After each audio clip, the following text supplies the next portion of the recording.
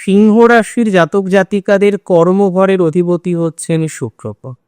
তাদের কর্মঘরের অধিপতি, তাদের যোগাযোগ ঘরের অধিপতি বা সহজেশ, তিনি অবস্থান করবেন তৃতীয়, অবস্থান করবে নবম ভাব।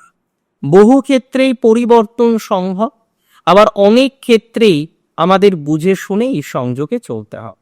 দেখুন, যারা গ্ল্যামার জগতে আছে, আমি প্রথমে তাদের কথা বল, যারা গ্ল্যামার জগতে আছে, সিংহ রাশির এমনিতেই গ্ল্যামার আলাদা, তারপরে যে সমস্ত সিংহ রাশির জাতক জাতিকারা যুক্ত রয়েছেন গ্ল্যামার ওয়ার্ল্ডের সাথে, তাদের ক্ষেত্রে কিন্তু একটা অত্যন্ত সুস্থ স্বাভাবিক কম্বিনেশন আমরা দেখতে পাচ্ছি।